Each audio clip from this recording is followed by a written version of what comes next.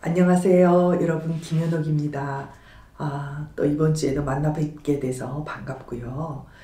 가을이 완전히 왔지요. 너무나 좋은 계절입니다. 여러분 삶에서 여러 가지 문제가 있겠지만은 가끔 하늘도 쳐다보고 또 선선한 날씨에 걷기도 하고 여러분의 삶을 조금씩 이 계절에 맞춰서 느껴보고 바라보는 시간들 가져보셨으면 좋겠어요. 여러분, 오늘은 여러분과 함께 이제 성숙한 방어기제, 성숙이라는 것과 또 방어기제라는 말을 함께 이렇게 연결지어서 생각해 보기로 하겠어요. 이게 행복하고 건강한 삶을 사는 사람들의 이제 특징들이 여러 가지 우리가 지금 생각해 보고 있잖아요. 이 성숙하다는 것은 어떤 거냐면 무르익어가는 느낌이 있죠. 성숙한 사람, 성숙하다는 것에 여러 가지 부분들이 있겠지만은 이제 중요한 부분 중에 하나가 뭐냐면은 이 어떤 일에 내 자신을 드러내는 방식, 예를 들자면 이런 거죠. 내가 감정을 느낀다, 감정을 표현한다. 아마 우리 어렸을 때 감정을 느끼면 어떻게 했을까요? 아마 아주 어렸을 때는 짜증이 나면 짜증을 냈을 거고, 화가 나면 화를 냈겠죠. 이런 식으로 우리는 어떤 것들을 표현하거나 또는 억압하거나 부인하거나 여러 가지 방법으로 그것들을 처리합니다. 또 예를 들어볼까요? 내가 대화를 하고 싶다. 그런데 대화를 하다가 갈등이 생긴다. 그럼 그 갈등을 여러분은 어떻게 하시나요? 아니, 여러분들이 아주 어렸을 때는 그 갈등을 어떻게 했을까요? 아마 어릴 때는 이런 갈등들을 어떻게 처리해야 될지 몰라서 확 화를 내버리거나 혹은 또 관계가 나빠질까봐 회피하거나 또는 어떤 행동을 통해서 계속 삐져 있다든지 이렇게 나타냈는지도 모르겠어요. 우리 모두는 어린 시절에 그것들을 해결하는 방식에서 나이가 들어가면 한 살 먹어가면서 실패도 하고 성공의 경험을 하면서 이런 것들을 어떻게 해야 될 것인가를 생각하게 되죠. 아마 여러분도 이 영상을 보시는 이유는 뭐냐면 성숙하고 싶은 여러분의 그런 욕구 때문일 거예요. 중요한 것은 인간이 처음부터 잘하지 못한다는 거죠. 처음부터 성숙한 사람은 아마 없었을 거예요. 좋은 부모님을 만나고 이런 것들을 잘 표현할 수 있는 그런 방법들을 배운 사람조차도 어린 시절에는 미숙하고 또는 굉장히 회피적이거나 부족한 방법으로 이렇게 해결을 하게 돼요. 그런데 중요한 것은 우리가 배울 수 있다는 거고 변화해 나갈 수 있다는 거죠. 연구를 해봤더니 행복하게 사는, 건강하게 사는, 그러니까 여기서 건강하다는 것은 여러 가지가 포함이 되겠죠. 관계에서 건강한 것도 있겠지만 실제적으로 몸의 건강도 이 성숙한 방어 기제와 굉장히 큰 연관성이 있다는 것이 밝혀지고 있어요. 행복하고 건강한 사람들은 대부분 성숙한 방어 기제를 가졌다는 거예요. 60이 되고 70이 되고 50이 되고 30살보다는 40세에 조금 더 이렇게 성숙한 모습으로 자신을 사용할 수 있는 사람, 40세에서 50세에 갈 때는 조금 더 성숙하게 된다는 거죠. 우리가 이런 것들을 통해서 이렇게 건강한 사회적 기능을 익혀나간다는 것이 중요하다는 거예요. 불행하고 병약한 삶, 그러니까 지금 저희가 계속 이야기하고 있는 게 그거예요. 몸의 건강과 불행한 삶은 따로 떨어져 있지 않아요. 함께 가는 거예요. 불행하고 건강하지 못한 그런 삶을 사는 사람들은 그 사람들의 삶에서 성숙한 방어 기제를 찾아보기가 힘들었다는 거죠. 여러분, 자, 우리가 처리해야 될 많은 것들이 어떤 것이 있을까요? 나와 내 자녀와 갈등이 없는 사람이 없잖아요.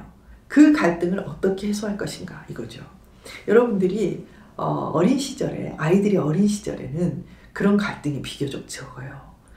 여러분들의 어린 아이들은 까다로운 아이도 있고 또 되게 자기 주장이 강한 아이도 있지만 어린 시절에는 우리가 아이들을 기를 때 그래도 내 말을 잘 듣죠, 아이들이. 그런데 아주 어린 시절부터 말을 듣지 않는 아이도 있어요. 그러면 우리는 계속 생각하게 돼요. 어떻게 하면 이 아이에게 이 좋은 것을 가르쳐 줄 수 있지? 어떻게 하면 이것들을 이 아이에게 먹일 수가 있지? 뭐 이런 걸 고민하게 되지 않겠어요? 그러면 여러분들은 연구하는 거죠. 내가 지금 이렇게까지 화가 나고 이렇게까지 말을 듣지 않는 아이를 어떻게 해야 될 것인가. 이렇게도 해보고 저렇게도 해보죠. 그러다가 여러분은 딱 발견을 하게 돼요. 어느 순간 이렇게 말하는 게 얘에게 도움이 되는구나. 이렇게 알아가게 되는 거예요. 이게 아주 중요해요. 여러분, 안 돼. 그렇게밖에 할 수 없어. 그럼 어떠라는 거야? 나는 못해. 이런 태도는 좋지 않아요. 여러분, 우리가요, 어쩌면 이 음식을 할 때도 그렇고요. 뭐 채 써는 것도 연습하면 점점 좋아지잖아요.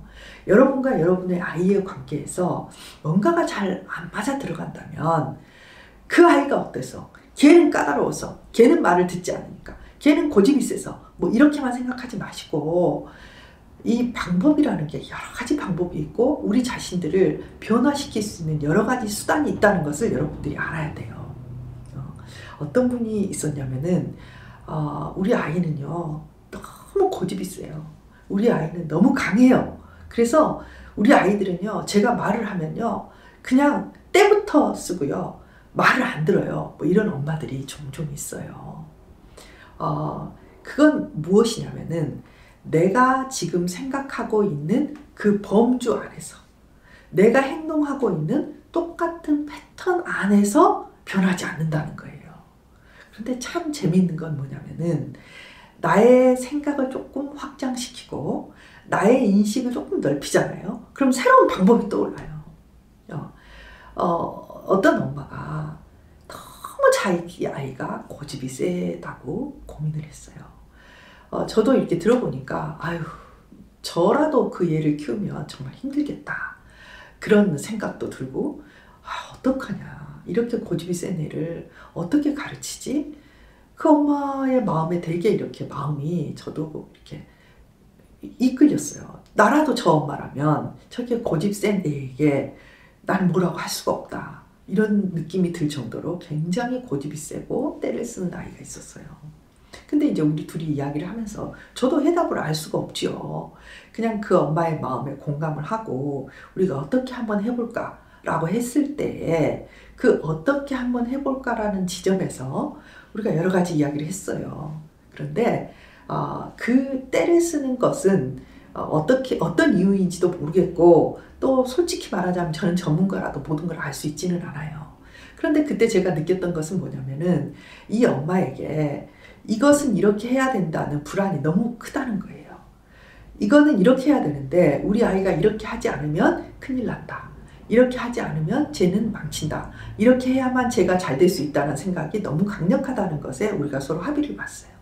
그리고 그 엄마가 그 어떤 지점에서 아이가 꼭 이렇게 해야 된다는 마음 버리기를 우리 둘이 해보자. 그리고 조금 더 기다려주면 당신이 영원히 기다릴 수는 없겠지만 지금 5분을 기다리면 이제는 1분을 더 늘려보자. 1분을 더 늘리면서 꼭 그렇게 해야 되는 것이 아니라 조금 더 마음을 넓혀보자. 뭐 이런 지점에서 우리가 함께 합의를 봤어요. 그리고 돌아가서 그 엄마가 그 자신의 마음의 불안을 조금 누그러뜨리고 또 그 지점에서 조금 더 기다리는 것을 했거든요. 그렇게 하다 보니까 아이의 이 막 치솟는 어떤 행동들이 조금씩 낮아지기 시작했어요. 뭐 완전히 변한 건 아니죠. 그런데 이렇게 나의 어떤 행동들을 조금 더 바꾸고 그 부분에서 나의 불안을 내가 조금 더 바라보고 그렇게 이야기를 시작하니까 그 핵심의 어떤 조그마한 움직임이 이 아이와의 관계를 조금씩 변화시켰던 것을 기억하거든요. 저는 되게 경계하는 게 무엇이냐면은 굉장히 그 문제를 해결하는 것에 대해서 이렇게 해결하는 것에 초점을 두지 말자는 거예요. 그런데 그 엄마도 자신의 그런 어떤 마음의 중심에 있는 불안을 다루는 자신의 어떤 방어기제 그리고 그런 것에서 나오는 행동들을 조금씩 인식하기 시작하고 내면화하기 시작하면서 그 아이를 대하는 태도를 조금씩 바꾸기 시작했다는 거죠. 실은 인생의 굉장히 중요한 부분들은 이런 조그마한 포인트에서 시작하는 경우가 굉장히 많습니다. 그런데 우리는 이렇게 조그마한 포인트를 놓치고 내 생각을 확장시키거나 나에 대한 인식을 조금 더 해서 그것을 조금 변화시키는 것이 하기보다는 그냥 그 상황에서 그것을 막 할 수 없다. 또는 완전한 변화? 또는 그렇기 때문에 성숙으로 가는 길이 되게 어려운 경우가 많아요. 여러분, 분노를 여러분은 어떻게 다루시나요? 여러분, 분노를 안 해야 된다고 생각하는 건 되게 미숙한 거 아시죠? 또 분노를 표현하는 방법도 여러분들이 어떻게 해야 될지 우리가 너무 많은 이야기들을 했잖아요. 분노를 완전히 없앨 수도 없고 폭발적인 나의 태도를 완전히 바꿀 수는 없어요. 그러나 한 발자국 1mm씩 앞으로 나갈 수는 있는 거예요. 그것은 여러분의 내면을 자꾸 들여다보면서 바꿀 수 있어야 되는 거죠. 분노하는 이유가 여러 가지가 있는데 그 중에 아주 중요한 부분이 불안도 있고요. 그 다음에 나의 어떤 자존감의 문제도 있고 두려움 뭐 이런 거죠. 그런데 그 두려움을 내가 화를 내면서 또는 지적질을 하면서 이렇게 뭔가를 이렇게 소리를 지르면서 이런 것들을 다 뭐라고 하냐면 행동화한다고 해요. 행동화. 인간의 성숙은요, 행동화에서 언어화 쪽으로 가는 것이라고도 볼 수 있어요. 예를 들면 화가 났을 때 왜 그래? 하고 소리를 지르는 것은 말로 하는 거지만 이것도 행동화예요.